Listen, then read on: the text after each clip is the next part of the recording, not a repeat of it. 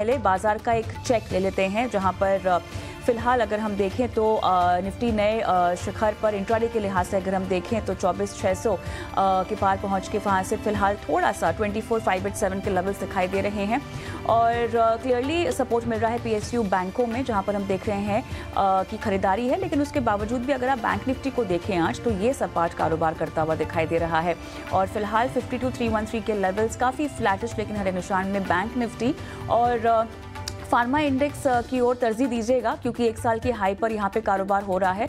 तमाम काउंटर्स में आज हम देख रहे हैं काफ़ी एक्शन है। इसमें से अगर ऑरबिंदो फार्मा की बात करें तो लगभग 6% ऊपर है।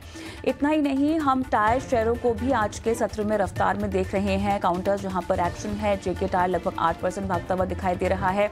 प्रॉफिट बुकिंग भी हो रही है लेकिन ये शिपिंग काउंटर्स में हो रही है और एससीआई खासतौर से अगर हम देखें इसमें तो लगभग 5% नीचे है। और इसके अलावा फिलहाल हम सेंसेक्स को देख सकते हैं 8683 के लेवल्स और यहाँ पर 150 अंकों से ज़्यादा की तेज़ी के साथ कारोबार। और एडवांस डिक्लाइन आप देखें तो फिलहाल एडवांसेस की ओर ही बाजार झुकता हुआ दिखाई दे रहा है। लगभग 1342 का आंकड़ा है एडवांसेस का, डिक्लाइंस 1066 दिखाई दे रहे हैं। और कुछ टॉप काउंटर्स निफ्टी के लिहाज से जहाँ पर खरीदारी हो रही है तो ओएनजीसी, एसबीआई लाइफ लगभग 3% की तेज़ी के साथ बने हुए हैं। Bajaj auto, NTPC, Shriram finance, UltraTech में हम देख रहे हैं लगभग 2 से 2.5% तक की तेजी के साथ कारोबार हो रहा है। लूजर्स भी आपके स्क्रीन पर लेकर आए हैं। बैंकिंग के लूजर्स हैं ये फेडरल बैंक, आईसीआईसीआई, आईडीएफसी और एयू स्मॉल फाइनेंस बैंक, जहां पे हम देख रहे हैं लगभग 0.25 से 0.5% तक की कमजोरी के साथ कारोबार हो रहा है। और यहाँ पर फिलहाल निफ्टी के भी लूजर्स पेश करते हैं आपके स्क्रीन पर, इसमें Asian paints, Grasim, Tata steel, LTI, Mindtree और टाटा कंज्यूमर जैसे कुछ नाम है।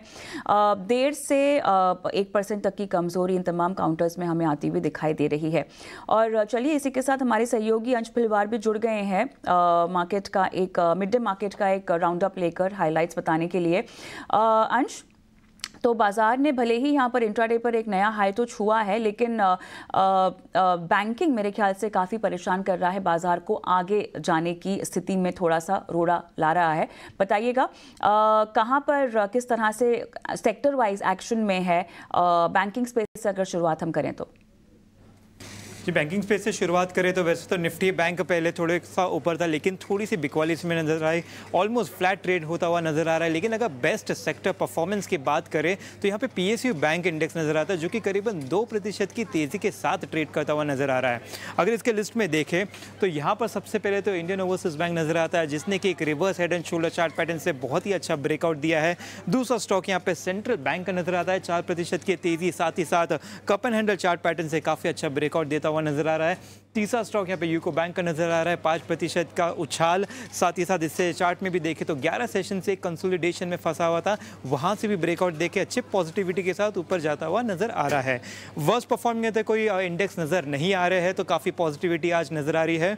स्टॉक स्पेसिफिक बात करें तो ऑल टाइम हाई में हमें यहाँ पे गोदरेज फिलिप्स नजर आता है, जेंसा टेक नजर आता है, साथ ही साथ औरोबिंदो फार्मा भी इस लिस्ट में शामिल है। औरोबिंदो फार्मा पे बायबैक की खबर थी जिसके चलते इसमें अच्छी खरीदारी नजर आ रही है। अगर स्ट्रॉन्ग वॉल्यूम्स की बात करें तो यहाँ पे हमें सबसे पहले तो तनला प्लेटफॉर्म नजर आता है, 8 से 9% की तेजी नजर आ रही है। साथ ही साथ कंपनी ने एक ग्लोबल टेक कंपनी के साथ करार किया है जिसके चलते इसमें अच्छी खरीदारी दिख रही है। सफारी भी हमें इस लिस्ट में शामिल है, 2.5% की तेजी, सुबह इससे भी ज़्यादा ऊपर था, अभी थोड़ा सा फिर भी गेन करता हुआ नजर आ रहा है। 10 लाख इन्वेस्टर की ब्रोकरेज रिपोर्ट आई थी और उन्होंने कुछ 2800 का टारगेट दिया था जो अभी यहाँ से भी करीबन कुछ 28-30% दूरी पे है, तो इसमें भी काफ़ी अच्छी पॉजिटिविटी बनती हुई नजर आ रही है।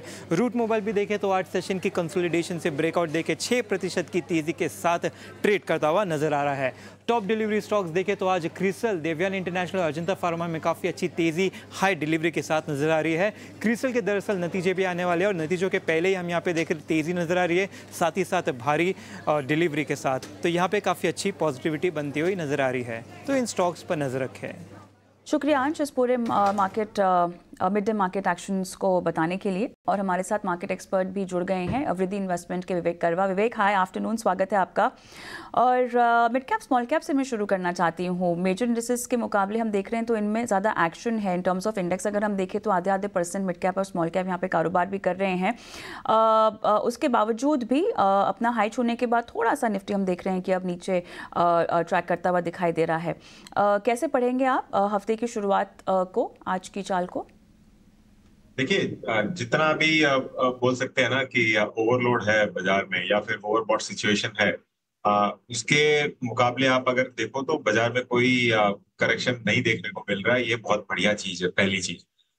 दूसरी चीज ये है कि मुझे अभी भी लगता है कि जो निफ्टी का लेवल है ये करीबन आपको 25,000 टेस्ट करके दिखाएगा बिफोर बजट। ये एक मतलब काफी कॉन्फिडेंस के साथ कह सकते हैं, क्योंकि अभी तक जो भी है प्री बजट रैली आ रही है। और ये मैं कई दफा पहले भी कह चुका हूँ कि मुझे लग रहा है कि बजट के बाद अगर कोई प्रॉफिट बुकिंग आना है तो आएगा। और बजट एक मेक और ब्रेक लेवल बनाएगा बाजार के लिए कि यहाँ पे अब आपको सही में प्रॉफिट बुकिंग करना है या फिर लॉन्ग टर्म के लिए आपको वापस स्टॉक्स और शेयर्स खरीदने हैं। तो मुझे लगता है कि 25,000 टेस्ट कर सकते हैं अगले 6-7 दिन में। ये पॉसिबिलिटी है। 23 तारीख को बजट है तो उसके पहले ये पॉसिबिलिटी जरूर है।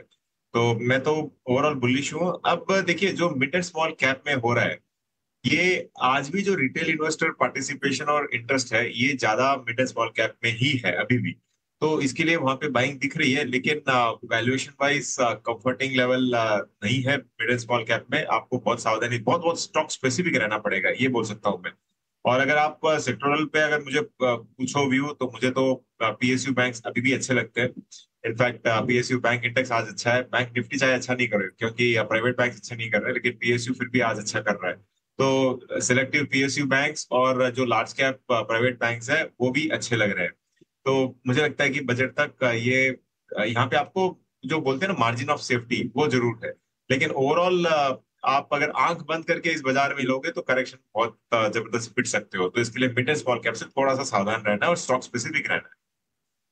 ये स्टॉक स्पेसिफिक रहना है और इस तरह का बाजार जहां पर आपको लगातार गाइडेंस चाहिए होगी और इसीलिए हमारे एक्सपर्ट यहां पर आपकी मार्गदर्शन के लिए रेडी हैं।